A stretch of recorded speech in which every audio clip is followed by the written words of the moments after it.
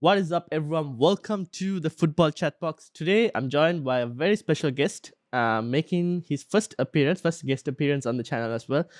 Pras, how are you doing? Recently, now also joined FPL Wire as co-host as well. Yeah, very well, thank you. Yeah, it's been a nice start to preseason. It's usually when I was part of just Scout, I'm still part of Scout. It used to be sort of you just wait for game week 1 and you just start podding before. And this year, obviously being part of the Wire, and I also wanted to do a little bit more, for content creators like yourself who work hard, who need to grow. So it's up to us to sort of help as well. So it's been fun. I've been around the circles. I think people are suffering from over content from me, but I'm happy to be here and happy to chat. I saw your latest tweet where you had the FPL drafts and then content creators meme. So that's going widely around the social media. So I mean, it's getting, you post a draft, yeah, whether that's, on written forum or you post a video of one and people just lap it up, right? I So know. that's the phase of the season we're at. Yeah, that's true. Having said that, the only draft I've ever made is since the game launched, and after that, I haven't touched it because there's no information. But Yeah, I'm the same, to be honest. I made one and I even had a video to discuss it. But to be honest, I've just left it because yeah, there's so much information. There's nothing to tinker. exactly.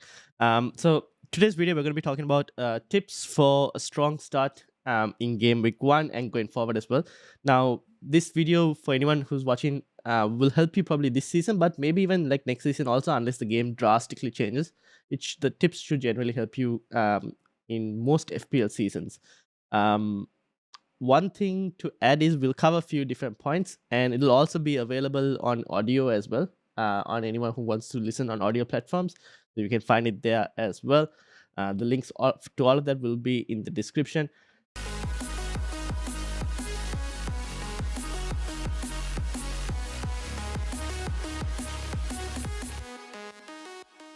So I've got 4 points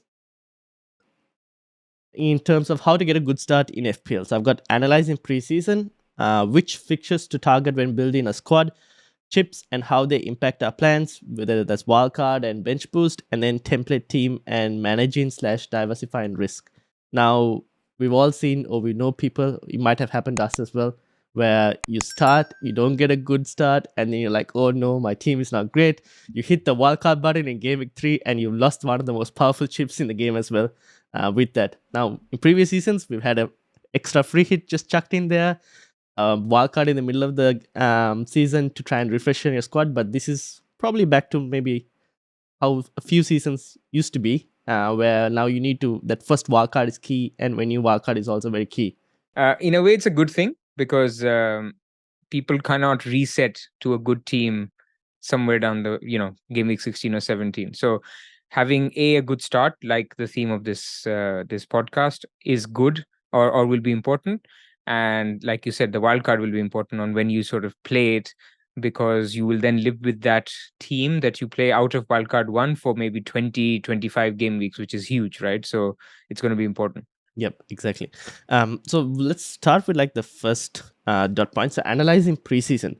So how do you go about? Do you want? Shall I tell you how I actually do it? Go for Or it. okay, so for me, I think there's obviously lots of content on Twitter and everything, but I find not to plug Scout as well, but like they do have a good minutes tracker on preseason that content, and especially the articles in terms of which players are good, who are performing, key players, and all of that. I find that very useful, and I think you can find that also on Twitter as well. I think All About FPL do a really good preseason tracker as well, in terms of, because at end of the day we can't watch all the games of preseason, and trying to get that information in terms of formations, minutes, because some players, I think Ben White from Arsenal has probably played the most minutes for them compared to where Havertz hasn't played yet, Gabriel Jesus nothing. So that's also kind of key for me. Apart from that, I guess it's more trying to, whenever possible, try and see some highlights of teams, because what we see from just notes might not necessarily correlate to the actual thing as well at times. That's basically what I do from preseason wise. And then obviously there is looking at other people's drafts, seeing where the template is. But we'll get to that. Right. Yeah, I mean, I think that's similar to me. I think there's a good way to do your homework during preseason, and there's a bad way. I think the good way is all the things that you said, which is understanding how new transfers are bedding in. So, what is the impact of Havertz, Mount? Are they taking over these roles of important other players like Odegaard and Bruno Fernandes, or are they adding to it? So, understanding transfers, I think, one key part. I think the new managers. So, we get excited during the middle of the season when there's a new manager bounce, and all of that good stuff. I think looking at that from a manager that has come in like a you know Poch, Ange, and who Postagel? Yeah, Postecoglou. Postacoglu, Yeah. yes. No, I know this pronunciation. I just Yeah. his second name wasn't coming to me. Anyway, so Postecoglou and other managers who may have come in and will sort of stamp their authority. They will change the formation. So what it means, for example, for a Poro versus a Sun, this is essential in preseason. And then, like you said, in terms of formation changes, so is Liverpool still playing the inverted role for Trent or not, given the new midfielders that they've signed? This is more important than the bad stuff that people or Mm. some people can focus on, which is, Bowen has scored 3 goals and assisted 2, and so he's essential for game week 1, because actually the results don't matter. Yeah. The preseason form doesn't matter. Basically, the managers are simply trying to give them minutes. So if Arsenal lose 2 preseason games and Chelsea win 2 preseason games, means absolutely nothing. Mm. And so this is sort of one of the traps that people do fall into. Like, this team is looking great versus this team is not. Remember, Man City last season lost to Liverpool in Mm. the Community Shield. And then we all know how Liverpool season went and how Yeah. Man City season went. So these things we overplayed. But yes, as you said, minutes, formations, new transfers, new managers, all of that very important. Yeah, exactly. I think even the Bowen one, um, we kind of have to also at times consider opposition that they're playing. Not every Yeah. team is playing like another team on their level. Some of them are playing a bit more of an easier team. Some might be playing a bit more harder as well. And I feel like we kind of have preseason goes in like phases, because every team at the start of preseason, regardless of how strong or weak they are still pretty fresh, maybe budding youngsters. And then when it gets closer to the season, only you start to see the manager's actual team that he wants to play start come game week 1 and going forward. Right. So that's kind of important as well, I guess, because I think Arsenal last season they had a really good preseason as well when they went and I think they played, there was a game I watched, they played Chelsea and they were just all over the park from Chelsea. So that 4-0. yes, Yeah, I remember exactly. that. So that kind of showed, okay, this Arsenal team is someone kind of we have to consider because they're getting serious.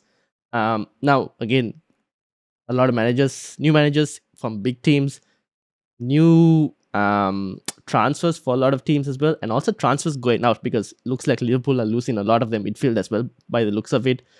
City are losing a few key players, so Mahrez has been linked out, Gundogan's already left, Bernardo Silva also linked out, so where does this place the likes of Foden? All of that we kind of have to see.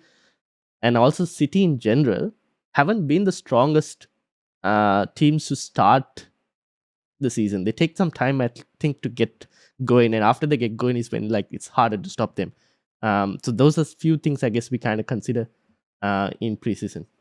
Anything else? Yeah, I agree with you. I think for lineups, the Community Shield game is actually a good Mm, barometer, because even though yes, it's a preseason friendly, I think typically because it's a big game, right? It's the FA Cup winners yeah. versus the Premier League winners, or in this case, because Man City won both, it will be first versus second. So I think it's almost like you want to get one leg up by putting in a good performance. Now, Mm, whether you win or not doesn't matter, but putting in a good performance. So you expect Man City and Arsenal to put in good teams. So you'll get a fairly good idea of what Arteta wants to do with Havertz, mm, how City will cope, like you said, from all the outgoings. Maybe they'll sign some players. Maybe they have others that can fit in, like Alvarez and Foden, like you mentioned. Yeah, exactly. Okay, so that's from preseason. Now I'll move on to the second point, in which fixtures to target when building the squad. Now, obviously, we have you've done a really good wildcard video as well, which kind of like tells you wildcard windows. So if anyone who wants to watch, that's on the FPL bar, you can go and check in terms of different wildcard windows. Now, when building a squad, do you look at? Do you also consider teams with maybe slightly harder fixtures, but we know the player quality is still good? So we've not been presented with this dilemma this year because Arsenal and Man City, Man United, Chelsea have good fixtures. Mm, Liverpool have slightly trickier fixtures. mm, But honestly speaking, if Liverpool, I may not have both or one Liverpool asset mm, simply because they're expensive, not because they have trickier fixtures. I don't think fixtures matter that much. I know we fixate on some of them, but for me, the only fixtures that matter is when Liverpool will play Arsenal or Man City will play Man United, Liverpool, or Arsenal, and so on and so forth. Apart from that, you expect these teams to beat any other team. mm. So if they're away to a West Ham or somebody's home to Villa, I don't find that as tricky. So for example, in this Lego Mane chart, which is excellent, there are it's an excellent way to see which are the easy games, Yep. but it doesn't really mean that the grayed out ones are very, very difficult ones. So you actually have to go through it and really think, Yeah, am I exactly. really thinking that Arsenal at home to Man United in game week 4, do I not want their attackers? I think their attackers are Yeah, fine. yeah. Or game week 6, Arsenal against Spurs. I think their attackers are fine. Maybe the defenders are not, but so that's something sort of to think about. Yeah, fair enough. So for anyone listening to on audio, this is the Lego Mane hop on, hop off chart, and you can find it on his Twitter as well. The other thing is, sometimes when building squads, not all of us, but like you see the Chelsea versus Liverpool game, right? And people go, "Oh, tough game in game week 1," and start booking transfers for game week 2, game week 3 onwards. Whereas if you look at the rest of Chelsea's fixtures, it's still pretty good going forward. So what's us to like stop us from like maybe getting a Chelsea defender, maybe a Chilwell, because Rich James, we don't know about his fitness, and just even starting from game week 1 with Chilwell, because you never know, under Pochettino maybe they could be better, maybe it'll be a tough game, maybe clean sheets not guaranteed, but we're getting Chilwell also for like potentially attacking returns as well. And you also avoid booking yourself a transfer come game week 2. Thoughts on some of that? Yeah, I think we are guilty of fixating on one fixture and avoiding players because everybody wants to have a good start. It's Mm, more psychological than anything. So if you were to remove the psychological thinking and become a robot, which some models are exactly that, mm, the robot will tell you that in the first 8 game weeks, a Chelsea defender is great mm, because the robot is looking at not just game week 1, it's looking at game week 2 to game week 8. And in that, they're top of the ticker. So from that point of view, so what if they concede 2 goals? The so what, maybe the answer is, oh, I'll start panicking because, then I'll think, oh, I've made a mistake with Chelsea. And then game week 2, I'll start taking a hit. If you're that kind of manager, then don't do it. yeah. But if you're a more long-term planning manager, which says, look, I understood that the first one was a difficult one, and I'm still going to hold my Chelsea assets. And then if after 3-4 game weeks, I feel like, look, they're not there yet, they will still need many other game weeks to get into the groove under Pochettino, then so be it. So I can jump ship. But I think going into it, you have to accept that good fixtures could mean a good start. Whether Mm. it happens or not, obviously, we can't control. Yeah, true. That's true. That's true. And also like this is where the signings also come into play. Like, for example, I would say let's say United, even though they kept the most clean sheets last season, they have a new goalkeeper. That'll take time to bed in. You could see potential at the start. We might not keep clean sheets at times, or who knows? Maybe Onana, because of his playing at the feet, he could top baseline bonus and then become a keeper that you'd want to target later. So a few different considerations also to look into in terms of how that impacts style of play, the new transfers. Um, Another example would be if they do sign a striker, Bruno Fernandes now becomes an option as an FPL because even though there was no striker last season, he did create a lot of chances now. If you were to add a proper striker, maybe he becomes a really good price point to look at. KDB, very cheap, but then with that right wing spot of City now potentially vacant, or we don't know yet, does he move into that slot or Foden? So those are few things, I guess, with fixtures combined that you might want to look at, because it's also trying to target early bandwagons, right? Or trying to get maybe potentially ahead of the bandwagons as well. Yeah, absolutely. I mean, ultimately, look, all of the things you've said, these are all good players. They Mm, should all do well. You're trying to find the one that does the best out of them, and sometimes you just get it wrong. So I think at the moment, especially now, 1 month before the deadline, mm, I don't even think about whether I want Bruno or I want Odegaard versus Saka versus Rashford. I think what I think about is I want about 3 midfielders between 8.5 and 9. So Mm, that's the way I try to think about it. Um, I think KDB is not in question at the moment. I don't think he's going to be fit anyway. And I think slightly differently, I think he's expensive still because okay. Yeah, fair in enough. terms of output, It's not the he same. should be Yes. closer to a Saka or a Bruno Fernandes, maybe 9.5. Yeah. But I think he's still a little bit more expensive. He had that one season where Yes. he scored that 250 points or whatever.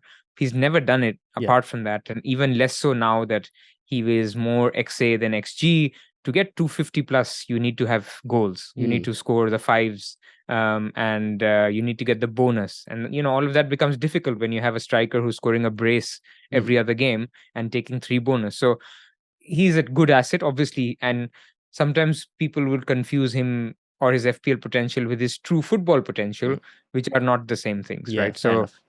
um, so between the 2 or 3, I mean, I would prefer Bruno and an Arsenal midfielder over KDB any day, even if KDB was fit. Yep. Um, so yeah, that's what it is. But I think good teams having good fixtures makes this easy for us because and the pricing makes it easy for us because we can pick these better players from better teams that are affordable. And the only sacrifice is maybe one or two Liverpool players, and then you can afford whoever you want. Yeah, fair enough. That's true. Because it's that when building as well, we look at that game week 2 fixture for Liverpool against Bournemouth, and people like, how do you fit Salah in? How do you fit Trent in?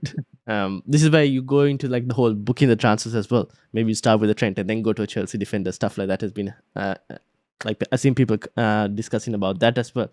So all of that we tend to get like fixated on that like one specific game week, and then it just like our entire plans in terms of how we build is just narrowed because of that one specific game week. Whereas now we kind of have to look at a longer perspective, like 6, 7, 8 game weeks, because that first wild card, whenever you play it, could be very key in terms of dictating how you actually build your squad at the start itself.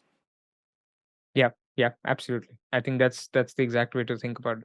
Okay, let's go into the third point, which was chips and how they impact our plans. Now, I've added wildcard and bench boost. Anyone who wants to play that triple captain, feel free to do so. No one's stopping you. But mainly, like I guess bench boost is probably a game week 1 bench boost. Because I don't see any other potential week that you would probably play a bench boost unless if you wanted to. But game week 1 kind of has that upside in terms of you know a lot of information in terms of who will start at least. Compared to where if we try and target a game week bench boost later down the season, you have rotation that gets involved. I myself had last season a disastrous bench boost where I basically got starting points and nothing else. Whereas the week before that, Gabriel scored a goal and he was on my bench. So I had about 27 points on the bench when I didn't play my bench boost. So you had Classic. cases like that where people like it's no point of like focusing your entire transfers leading up to it to just play a bench boost chip and taking hits when eventually the result of the bench boost is completely random. And if you're lucky, you're lucky. Otherwise, that's it. Right. So what do you think in terms of like wildcard bench boost chip, how that impacts?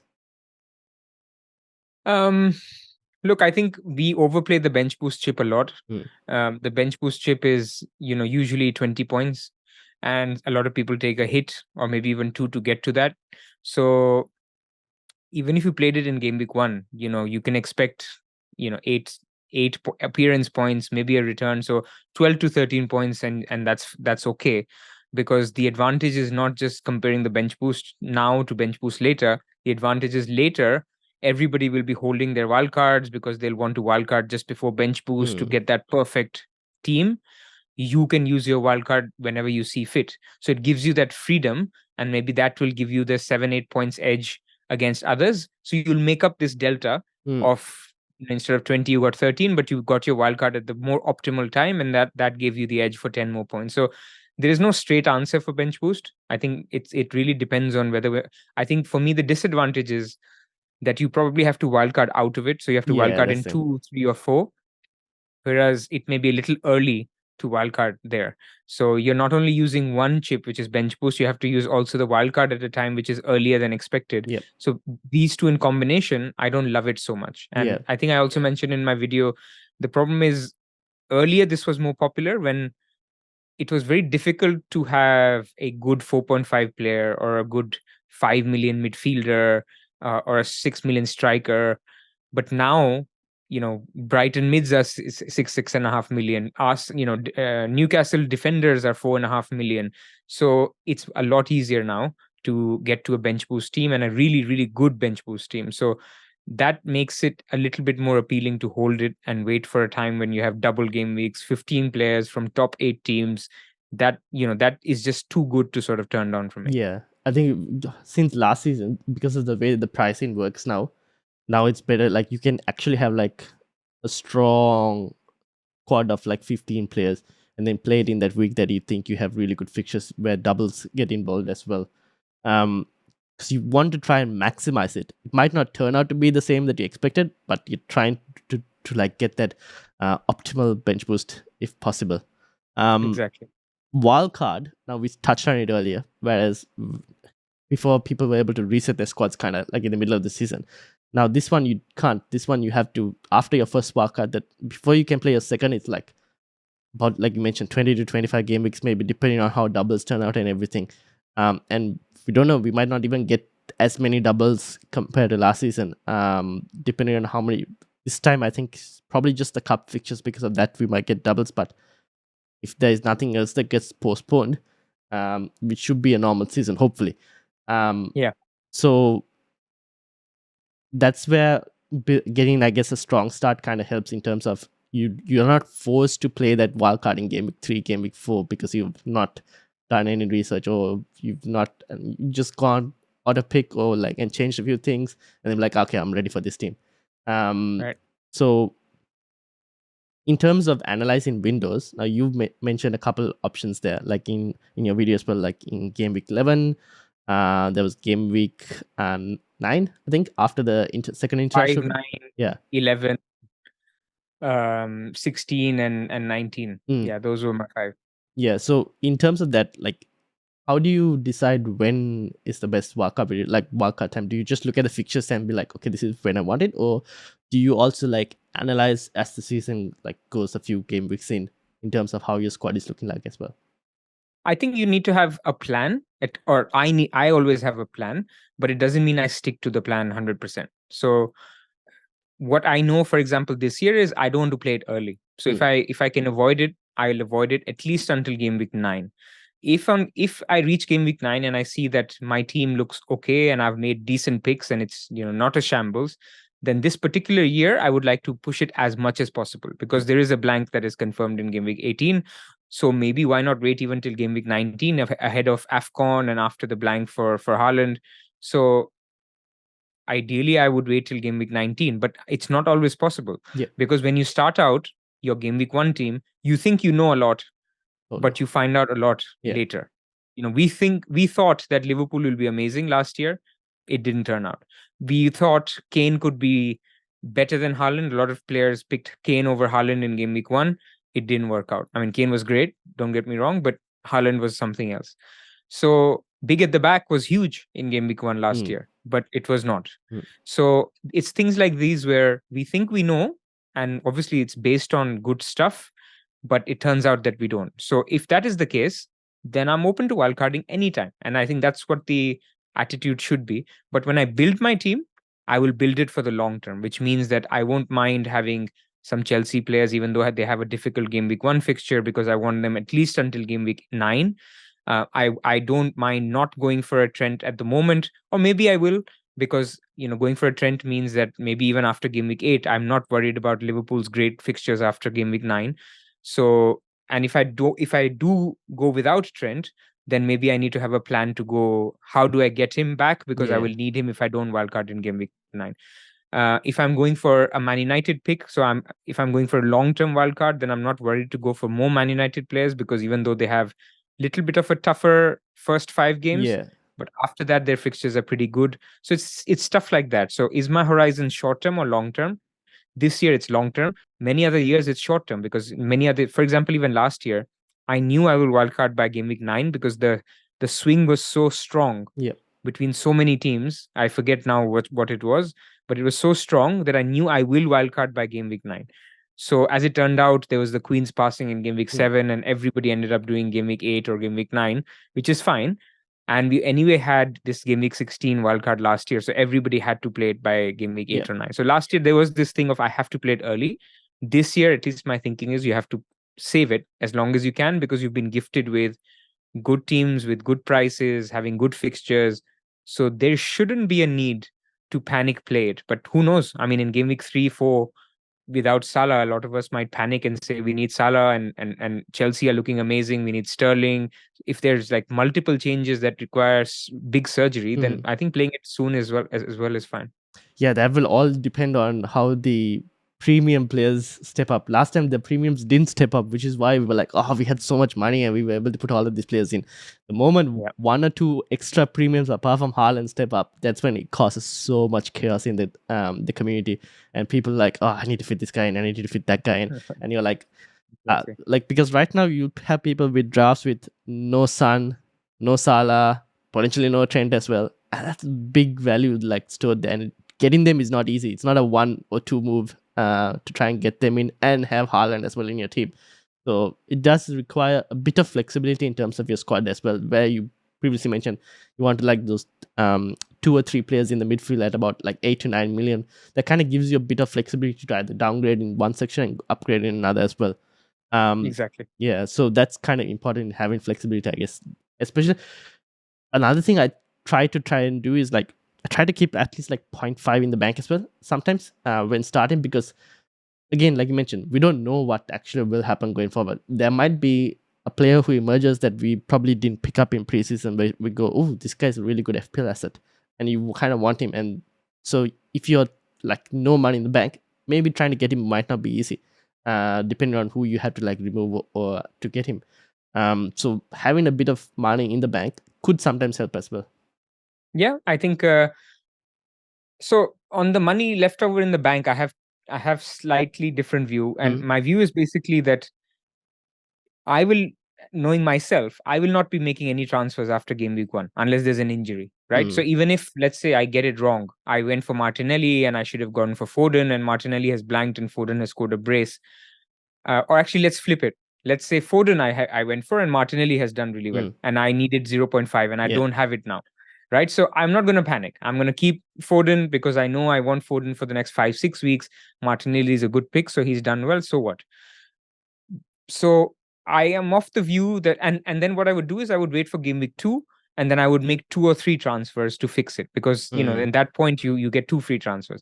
So when you have 2 or 3 free transfers, then 0.5 doesn't really help that much, because you're basically maybe downgrading Trent to get Martinelli, who's done really well, or so you'll make the money work. Yeah.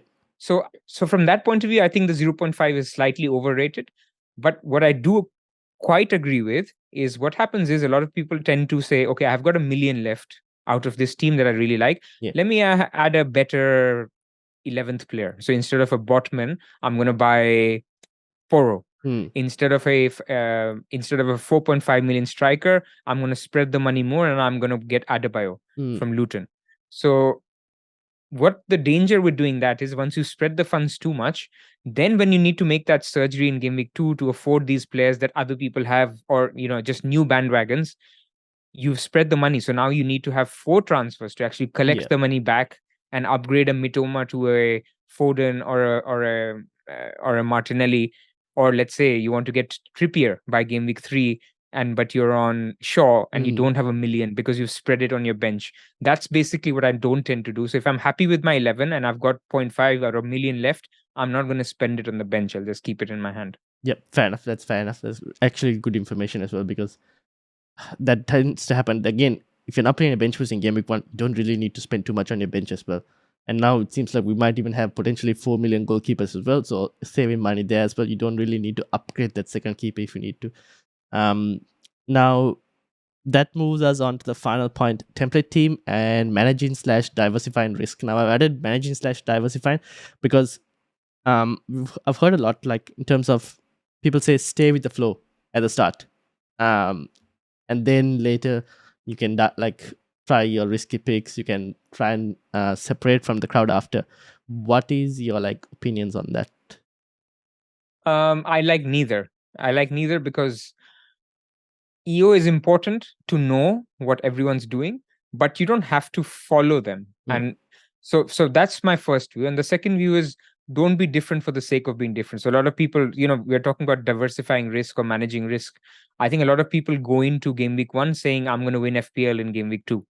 And it doesn't work like that. So if people are looking at teams which have a midfield of Saka, Rashford, Mitoma, Umbumo, and let's add maybe Bruno Fernandes, then I will see someone else saying, okay, this is template, it's boring. I'm going to get Madison, Foden, Bowen, basically completely different.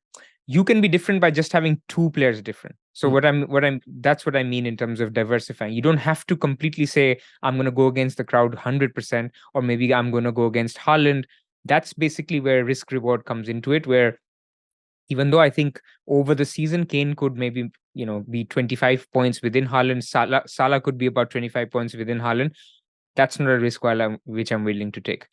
If there's a risk where I think, a lot of the crowd is moving towards Salah, but my original gut feeling was that Salah is expensive, I'm not going to captain him, then maybe I need to go against the crowd here and back myself, even if it means that I will not have Salah against Bournemouth at home in game week 2. So I think you need to sort of play the risk and reward to your advantage. So I don't believe that you need to be similar, but I also think that these days the template is so strong because 5-10 years down before, the template used to be just a bunch of friends on Twitter discussing what are the best picks and them all agreeing, yeah, I think these are the best picks, and they all pick them, right? So the template used to actually be pretty bad as well because it was not based on data. It was not based on complex analysis. These days, I mean, you have models looking into these things, you have underlying data that help you make these decisions. So there is no bad template. So for you to go against it, you need to have very, very strong conviction. So you need to be careful, maybe be different in 2 or 3 areas if you really think that the template is wrong, but don't just be different for the sake of it. Yeah, that's true, because just being different for the sake of being different means like you could go well, but you could go horribly wrong as well at the same time.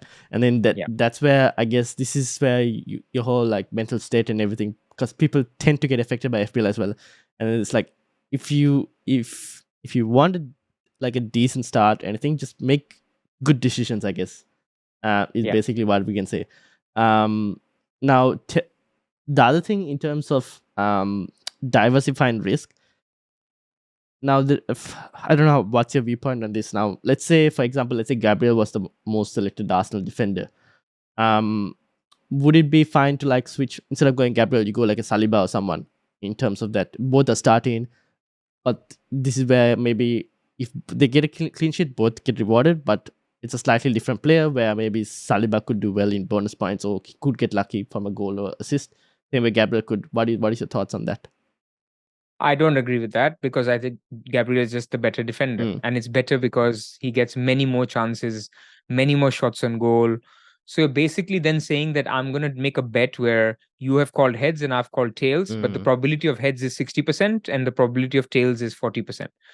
Well, I won't take that bet because you're likely to win and I'm likely to lose. And if I do this 100 times in a season, I will lose. Yeah. So yes, some weeks I could get lucky and Saliba scores and I think I'm a genius, but actually those odds were bad. And so I shouldn't have made that bet. So the way I would do it is, if everybody thinks Gabriel is an amazing pick, I would say, actually, I can beat you by not going Gabriel and go triple Arsenal attack. Because if you have Gabriel, you cannot have triple Arsenal attack. Yes. So if I say Martinelli, and you don't have Martinelli, I think Martinelli is a good enough pick to beat a Gabriel and some other midfielder pick. That's the way I would think about it to beat the template, not just sort of say, if you're going March, I'll go Mitoma. Those are coin flips. You're not going to win. If it's either a 50-50 decision, then it really doesn't matter. Choose either one. But if it's a 40-60 decision, then no way. Choose the 60% every time. Yep. Okay. Fair enough. I think that covers most of what we needed to kind of discuss today. Anything else that you think that would help managers? At some point, you need to switch off on content. And I know this is odd because we're doing content. I think every manager needs to at some point say, I have now, in terms of understanding the players, understanding the prices, understanding, my thinking, original thinking. You need to then go back and just watch preseason, read up articles, not look at drafts. Just stop looking at drafts, because at some point the influence comes in where there'll be a point where everybody starts putting Foden in their team, or there'll be a point where everybody has Trent. So your conviction of not going Foden and not going Trent is going to get weaker and weaker. So I think the idea of, don't watch too many videos of people telling you their draft. If you are watching it, watch it from people who are explaining their thinking, because that's I like those are the draft videos I like the most, where you're trying to understand people's thinkings. Why is he saying that he doesn't want to have Salah, or why is this guy actually saying I want Salah and Trent? So understanding the thinking is important. So I think consuming content, I think, would be my one advice. Consume the right content. Just draft after draft after draft just doesn't help. And that was the reason for my meme that I posted recently. Apart from that, look, one final piece of advice would be, FPL isn't won or lost in game week 1. We like to think it is. We think, and we play up game week 1 a lot because we have a long time to think about it. But actually, game week 1 is actually the shortest period where you'll have a wild card before you wild card again. So it'll only be maybe 4 weeks, maybe 8 weeks, maybe 12 weeks, but you're going to be wild carding soon anyway. If you didn't have a Salah and everybody else had Salah, it's not going to kill your season. It's not. So just sort of have that in mind as you think about your team. Yep, fair enough. Cool. That will end it with that. So thank you so much for Pras as well for joining me today. Make sure to hit that like button and subscribe. We're trying to get to 1,000 subscribers. That's the goal. So let's see if we can get there. But yeah, thank you so much to Pras. And I don't know, maybe later down the season, I'll get you on again as well. So my pleasure. Thank you. And I hope that this helps not only new managers, but also managers who are still playing the game for quite a few years as well. So hopefully all of this information has helped. And yeah, thank you. Take care.